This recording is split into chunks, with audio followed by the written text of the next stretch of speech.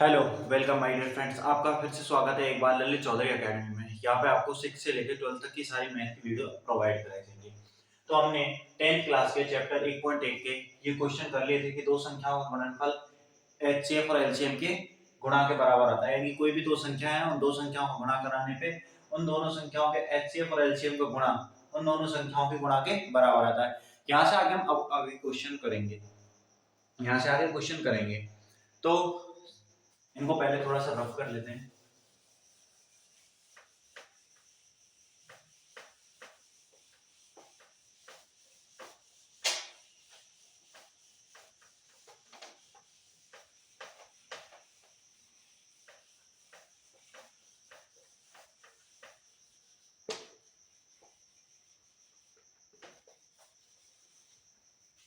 अब तक हमने पढ़ लिया था कि कोई भी दो संख्याएं हैं, उन दो संख्याओं का यदि हम क्या कराते हैं, गुणा कराते हैं, उन दो संख्याओं को गुणा कराते हैं, तो उन दोनों संख्याओं का गुणा जो है उनके उन संख्याओं के एचसीएफ और एलसीएम के गुणा के बराबर आता है। उन संख्याओं के एचसीएफ और एलसीएम के गुणा के बराबर आता है। अब बात करते हैं अगले के क्वेश्चन नंबर 3 की। तो क्वेश्चन नंबर 3 कह रहा है अभाज्य गुणनखंड विधि द्वारा हमें एचसीएफ और एलसीएम ज्ञात करने हैं। किन किन के ज्ञात करने हैं? वो हमें संख्याएं देगा और कौन सी विधि द्वारा? अभाज्य गुणनखंड विधि द्वारा। अभाज्य गुणनखंड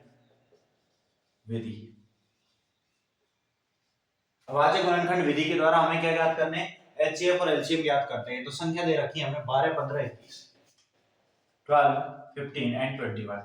ये तीन संख्या दे रखी हैं और इन संख्याओं का हमसे कह रहा है कि एचसीएफ और एलसीएम ज्ञात करना है। कौन सी विधि से? अभाज्य गुणनखंड विधि द्वारा। अभाज्य गुणनखंड विधि द्वारा कैसे निकालेंगे? 12 है तो 12 को कैसे लिख सकते हैं? 2 गुणा 2 गुणा 3। अभाज्य गुणनखंड तो आप निकाल ही सकते हैं, अभाज्य गुणनखंड निकालने में किसी को दिक्कत ही नहीं है। 15 है, 15 को क्या लिख सकते हैं? 3 गुणा 5। अब 21 की बात आएगी, 21 को लिखेंगे 3 into 7, 3 into 7। अब हम बात करते हैं इसमें एचसीएफ निकालने की। क्या निकालने की? एचसीएफ।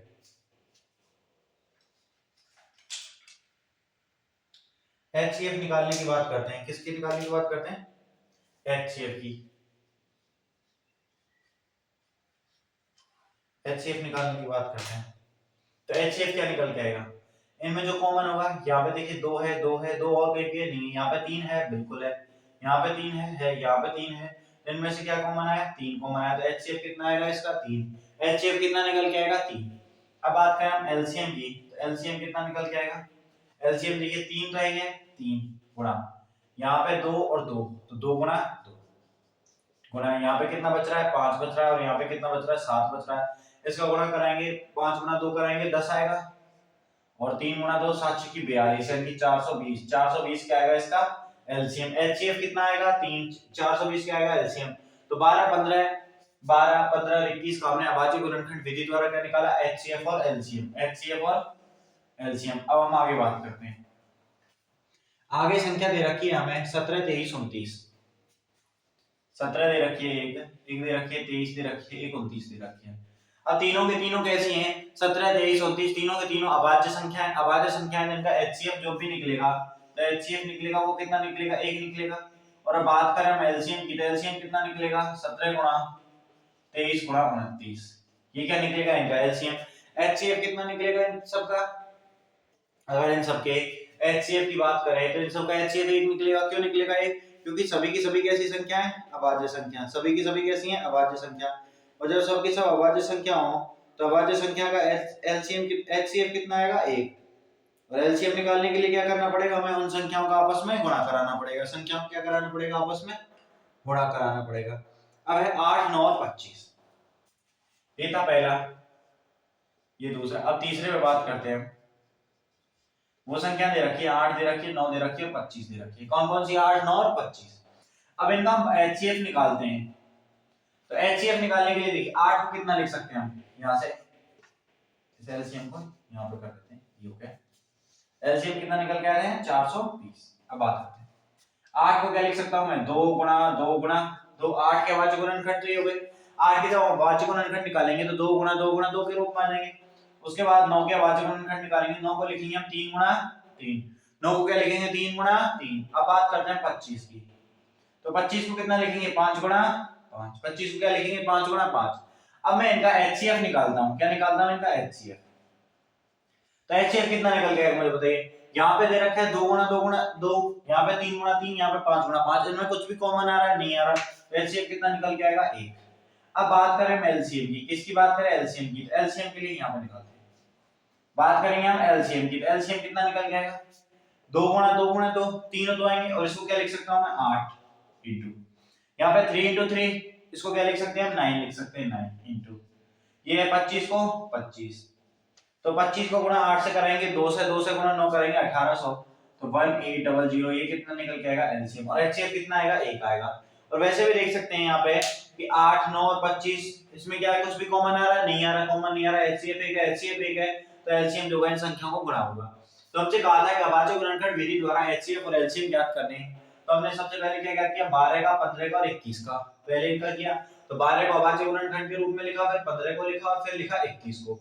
उसके बाद एचसीएफ निकाला जो इन सभी में कॉमन था। अब फिर बात करते हैं दूसरे 17 23 29 दे रखी है 17 23 29।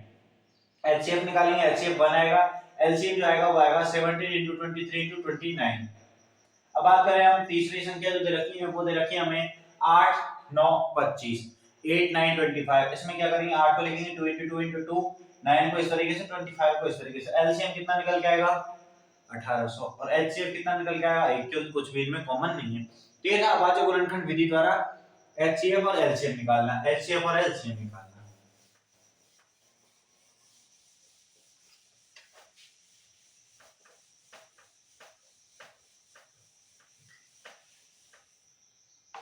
अगला क्वेश्चन है एचसीएफ दे रखा है हमें 306, HCF 306, 657 657 is equal to 9 and LCM क्या है यानी कि हमें दे रखा है एचसीएफ दे रखा है 306 और 657 का 9 है। एचसीएफ कितना है 9, एलसीएम पूछा है। अब हम जानते हैं कोई भी दो संख्याएं दे रखी हो तो a गुना b बराबर होगा एलसीएम इंटू एचसीएफ के, एलसीएम इंटू एचसीएफ के, इसके बराबर रहता है ना इस तरीके से। अब यहाँ पे कहेंगे दो संख्या हमें तो दी नहीं रखी कि दो संख्या ये, तो दो संख्या दे तो रखी है 306 और 657, तो इनको ही लेंगे। तो किस तरीके से लेंगे, तो यहाँ पे a गुणा b बराबर एलसीएम गुणा एचसीएफ है। यदि मुझे एलसीएम निकालना है यहाँ से तो क्या करूंगा मैं a गुणा b अपॉन में एचसीएफ भेजेंगे, यहाँ से लिखेंगे LCM is equal to a गुणा b, a का मान 306 गुणा b 657 divided by HCF, HCF का मान कितना आ जाएगा 9 डिवाइडेड बाय 9। अब हमें क्या करना है 9 से भाग देना है। 9 से कोई भी संख्या में जैसे यहाँ पे दिया तो 9 दिया 27 बच गए कितने 3 और 9 चौके 36। तो एलसीएम जो निकल के आएगा वो निकल के आएगा 34 गुणा 657। ये क्या निकल के आएगा इसका एलसीएम, ये क्या निकल के आएगा इसका एलसीएम। और जो निकल के आएगा 22338, ये क्या आ गया इसका एलसीएम, क्या आ गया इसका एलसीएम आ गया। तो कुछ नहीं करना, हमें एचसीएफ दे रखा है, दो संख्याओं का एचसीएफ दे रखा है, तो हमें पता है a गुणा b बराबर एलसीएम गुणा एचसीएफ होता है। यहाँ से एलसीएम निकालना है तो एचसीएफ का भाग देंगे, तो दो संख्याओं गुणा अपॉन में एलसीएम का भाग, एचसीएफ का भाग दिया एलसीएम आ गया। और एलसीएम कितना है 22338। ये हमारे पास क्वेश्चन नंबर 4 था। ये क्वेश्चन नंबर कितना था 4 था, क्वेश्चन नंबर 4। अब आगे बात करते हैं क्वेश्चन नंबर 5।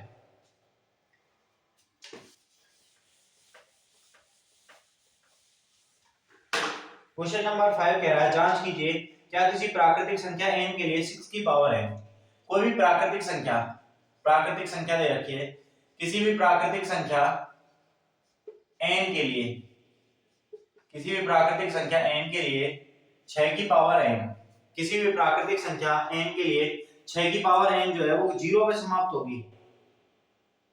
ये हमसे क्वेश्चन किया है क्या किसी प्राकृतिक संख्या के लिए, क्या किसी प्राकृतिक संख्या n के लिए, किसी प्राकृतिक संख्या n के लिए 6 की पावर n, 6 की पावर n जो है वो 0 पे समाप्त होगी।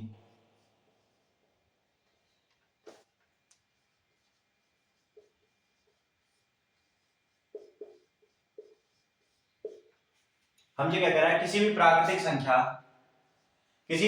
संख्या n के लिए 6 की पावर n 0 पे समाप्त होगी क्या? तो देखिए सबसे पहले 0 पे समाप्त होने के लिए हमारे पास क्या क्या आवश्यक होना चाहिए? सबसे पहले आप क्या करेंगे, n जो है वो क्या दे रखी है हमें, कोई भी क्या दे रखी है, प्राकृतिक संख्या। n क्या दे रखी है, कोई भी प्राकृतिक संख्या। अब 0 पे समाप्त होने के लिए 0 जैसे 10 है, 10 में समाप्त होने के लिए 5 गुणा 2 लिखना है, फिर आ जाएगा 100, 100 को क्या लिखेंगे हम, 25 गुणा 4, और आखिर में क्या आएगा ये 5 गुणा 5 गुणा 2 गुणा, इनकी 5 गुणा 2 होना चाहिए उसमें, या तो 5 और 2 का अवयव होना चाहिए, 5 और 2 दोनों अवयव होने चाहिए। कोई भी संख्या 0 पे समाप्त होगी उसके लिए क्या होगी, वो 5 से भाज्य होगी। 0 पे समाप्त कब होगी, जब वो 5 से और 2 से भाज्य हो। कोई भी संख्या 0 पे समाप्त तभी होगी जब वो 5 और 2 से भाज्य हो, 5 और 2 से भाज्य हो। अब बताइए 6 की पावर n है, इसको क्या लिखेंगे हम, 3 की पावर n into 2 की पावर n, इस तरीके से लिखेंगे। अब 2 की पावर n तो है इसमें, लेकिन यहाँ पे 3 की पावर n है, क्या 5 की पावर n में है? क्या ये संख्या 3 की पावर n गुणा 2 की पावर n 5 से भाज्य है या नहीं है? तो भाज्य नहीं होगी, 5 से भाज्य नहीं है, 5 से भाज्य नहीं है। अब जब ये संख्या 5 से भाज्य नहीं है, मुझे बताइए जब ये संख्या 5 से भाज्य नहीं है तो 6 की पावर n में 5 का कोई भी गुणनखंड होगा? क्या 6 की पावर n में 5 का कोई गुणनखंड होगा या नहीं होगा? नहीं होगा ना। जब 6 की पावर n में 5 का जब कोई गुणनखंड नहीं होगा, 6 की पावर n में 5 का जब कोई गुणनखंड नहीं होगा, तो मेरे को बताइए जब इसमें भाज्य नहीं है तो 5 का कोई भी गुणनखंड नहीं है, तो 5 का कोई गुणनखंड नहीं है, क्या 0 पे समाप्त होगी? तो नहीं होगी। किसी भी प्राकृतिक संख्या के लिए 6 की पावर n 0 पे समाप्त नहीं होगी। अब बताइए 4 की पावर n 0 पे समाप्त होगी? तो ये भी नहीं होगी। क्यों नहीं होगी? क्योंकि इसमें 2 की पावर n into 2 की पावर n के रूप का है, तो 5 से भाज्य है क्या? नहीं है। तो जो संख्या 5 से भाज्य नहीं होगी, क्या वो 0 पे समाप्त होगी? तो बिल्कुल समाप्त नहीं होगी। तो अगर 6 की पावर n 0 पे समाप्त होगी? तो बिल्कुल भी नहीं होगी। क्यों नहीं होगी? क्योंकि 6 की पावर n में 5 का कोई भी गुणनखंड नहीं है, 5 का कोई भी गुणनखंड नहीं है। यदि 5 का कोई भी गुणनखंड है ही नहीं, तो ये संख्या क्या 0 पे समाप्त होगी? तो कभी भी नहीं होगी। ये संख्या 0 पे कभी भी समाप्त नहीं होगी।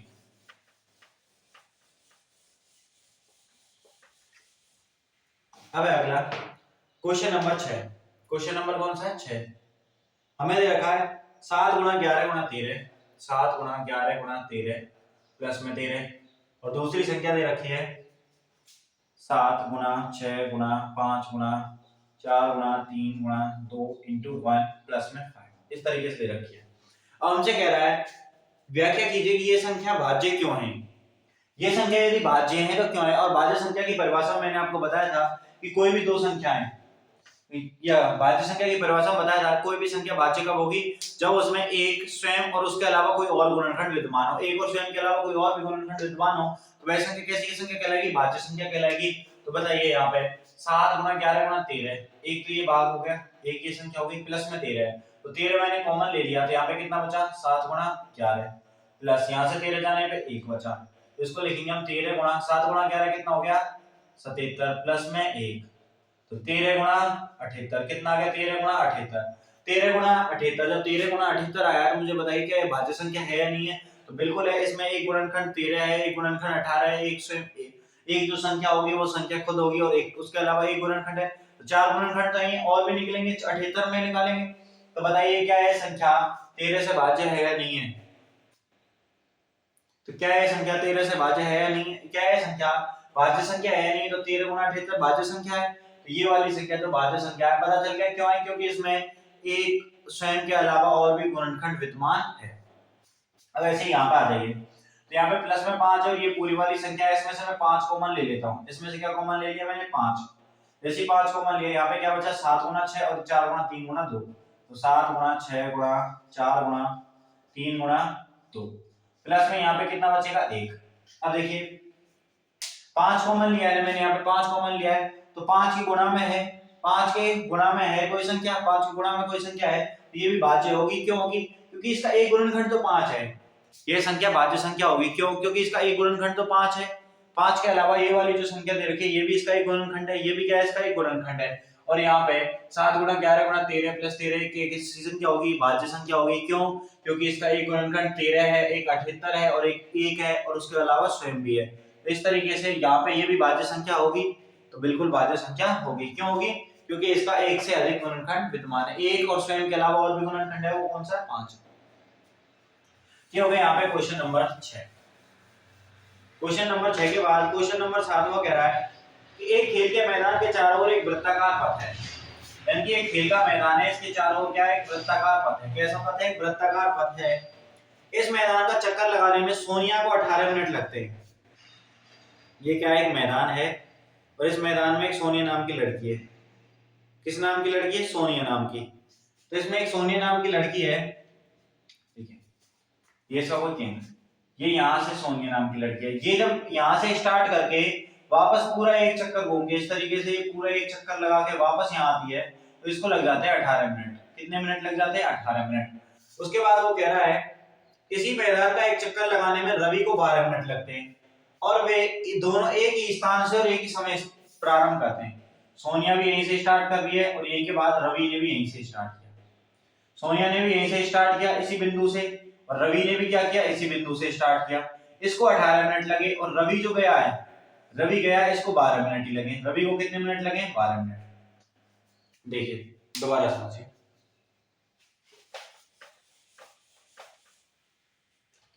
ये वृत्ताकार मैदान का पथ है। क्या? एक वृत्ताकार मैदान का पथ है। यहाँ पे सोनिया है और यहाँ पे रवि है, दोनों एक ही बिंदु पे खड़े हैं। दोनों क्या है? एक ही बिंदु पे खड़े हैं। उसके बाद ये कह रहा है कि सोनिया यदि एक चक्कर लगाती है इस पूरे मैदान का, एक चक्कर लगाने में कितने मिनट लगाती है? 18। तो क्वेश्चन नंबर 7वां है, सोनिया कितना लगाती है? तो सोनिया मैदान के वृत्ताकार पथ के एक चक्कर लगाने में कितने मिनट लगाती है? 18 मिनट। कितने मिनट? 18 मिनट। और रवि मैदान के एक चक्कर लगाने में कितने मिनट लगाता है? 12 मिनट। कितने मिनट लगाता है? 12 मिनट। ठीक है। अब उसके बाद वो कह रहा है कि ये दोनों एक ही स्थान से एक ही समय, यानी कि इसी बिंदु से चलते हैं, एक ही समय चलते हैं, एक ही समय चलती है। ठीक है। उसके बाद कह रहा है कि वो कितने समय बाद पुनः, कितने समय बाद वे पुनः प्रारंभिक स्थान पे मिलेंगे, यानी कि कितने समय बाद, कि कितना टाइम हो जाएगा उनको जब वो इसी जगह पे मिलेंगे। इसी जगह पे मिलना है, किसने? प्रारंभिक जगह पे मिलना है। तो कितने टाइम बाद मिलेंगे? तो कितने टाइम बाद तो हमसे पूछा है, तो हमें कम से कम टाइम निकालना है। और एलसीएम और एचसीएफ में, एचसीएफ क्या होता है? हाईएस्ट कॉमन फैक्टर, और एलसीएम लोएस्ट कॉमन फैक्टर, यानी कि कम से कम चाहिए। हमें क्या चाहिए? कम से कम। तो ये कह रहा है वह कौन सा समय होगा जिसपे क्या है? प्रारंभिक स्थान पर मिलेंगे। ये नहीं पूछा बड़े से बड़ा बताओ, नहीं, वो तो कह रहा है कि कोई भी समय बताओ, छोटे से छोटा समय बता दो, पर हमें ये कहना है कि प्रारंभिक स्थान पर मिलने चाहिए।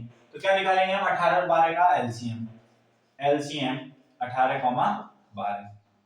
18 को क्या लिख सकता हूं मैं? 2 गुणा 9, और 9 को क्या लिख सकता हूं मैं? 2 गुणा 3 गुणा 3 लिख दिया।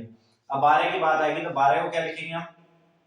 6 गुणा 2, और 6 गुणा 2 को क्या लिख सकते हैं? 2 गुणा 2 गुणा 3, 2 गुणा 2 गुणा 3। ये क्या आ गया हमारे पास? ये आ गए इनके अभाज्य गुणनखंड। 12 और 18 के क्या आ गए हमारे पास? अभाज्य गुणनखंड। 12 और 18 के आ गए अभाज्य गुणनखंड। अब इनके अभाज्य गुणनखंड तो आ गए हमारे पास। क्या आ गए इनके अभाज्य गुणनखंड? तो ये आ गए। फिर हमसे क्या कह रहा है कि कितने समय बाद वो यहाँ प्रारंभिक स्थान पर मिलेंगे, यानी कि एलसीएम निकालना है। एलसीएम निकालने के लिए यहाँ देखिए 2 है, यहाँ पे भी 2 है, तो 2 कॉमन आ गया, 2 कॉमन। एलसीएम निकालना है। क्या निकालना है? एलसीएम।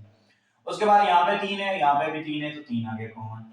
अब यहाँ पे 3 है और यहाँ पे 2 है, तो 3 गुणा 2 बचा। तो यहाँ पे 2 गुणा 3 6, और यहाँ पे 2 गुणा 3 6, 6 गुणा 6 करेंगे तो कितना आएगा? 36 मिनट। यानी कि 36 मिनट बाद, 36 मिनट बाद वो दोनों इसी प्रारंभिक स्थान पे मिलेंगे। इसी प्रारंभिक स्थान पे कितने मिनट बाद मिलेंगे? वो 36 मिनट बाद। कितने मिनट बाद? 36 मिनट बाद वे पुनः इसी प्रारंभिक स्थान पे मिलेंगे। तो हमसे कह रहा था कि सोनिया को 18 मिनट लगते हैं, रवि को 12 मिनट लगाते हैं इस पूरे चक्कर में लगाने में। अब सोनिया जो है, ये यहाँ पे सोनिया है ना, इसको 18 मिनट लग गए और रवि को लग गए 12 मिनट। अब वो कह रहा है कि हम एक ही स्थान से और एक ही समय शुरू करते हैं। तो उसके बाद ये चलती सोनिया चलती, सोनिया को कितने मिनट लगे? 18। रवि को कितने लग गए? 12। तो रवि 12 मिनट में आ गया जब सोनिया यहाँ थी। फिर रवि दूसरा चक्कर लगा के 12 मिनट में आ गया जब सोनिया यहाँ कहीं पहुंच गई। जब रवि तीसरा चक्कर लगा के आया तो सोनिया भी यहीं मिली, यानी कि तीसरे चक्कर में 36 पे जाके यहाँ पे मिला। तो इस तरीके से हमें क्या करना है? क्वेश्चन करना है। इसमें क्या निकालना है? एलसीएम निकालना है। क्या निकालना है? एलसीएम निकालना है। तो आज यहाँ पे आपकी एक पॉइंट खत्म होती है। 7 क्वेश्चन जो है वो कंप्लीट होते हैं। तो आपको वीडियो बहुत अच्छी लगी होगी तो वीडियो को लाइक करें, हमारे चैनल को सब्सक्राइब करें और अपने दोस्तों के साथ शेयर करें। यहाँ पे आपको एक बार फिर से बता दें, ललित चौधरी एकेडमी पे आपको 6 से लेके 12th तक की मैथ की सारी वीडियो मिलेंगी, हिंदी और इंग्लिश दोनों मीडियम में मिलेंगी। अभी यहाँ पे क्या है 10th क्लास की वीडियो अपलोड करी जा रही है, तो आप उन्हें देखिए, अपने दोस्तों के साथ शेयर कीजिए, आपके छोटे भाई बहन है उनको भी बताइए और उनको भी वीडियो दिखाइए हमारी। यहाँ पे क्या है, जो अब तक मैंने आपको 7 क्वेश्चन कराए, इनमें से आपके 2 नंबर बिल्कुल कंफर्म हो चुके हैं। 10वीं क्लास के लिए 2 नंबर आप यहाँ से क्या कर लीजिए, बुक मार्क कर लीजिए। इन 7 में से एक क्वेश्चन 100% मिलेगा। इन 7 में से क्या मिलेगा, 100% आपके 2 नंबर श्योर हो गए, 2 नंबर क्या हो गए, पक्के हो गए। तो आगे हम जो करेंगे वो होगी 1.2, उसमें हम अपरिमेय संख्या पढ़ेंगे। क्या पढ़ेंगे, 1.2। 1.2 कौन सी संख्या, अपरिमेय संख्या। अपरिमेय संख्या क्या होती है, जिन्हें p बटे q के रूप में नहीं लिखा जा सकता। तो अब तक हमने √2, √3, √5 अपरिमेय संख्या मान ली थी, बता दी थी उदाहरण में। लेकिन कैसे होती है, क्या होती है, वो यहाँ पे हम क्या करेंगे, सिद्ध करेंगे। तो वीडियो को लाइक कीजिए, हमारे चैनल ललित चौधरी एकेडमी को सब्सक्राइब कीजिए। धन्यवाद।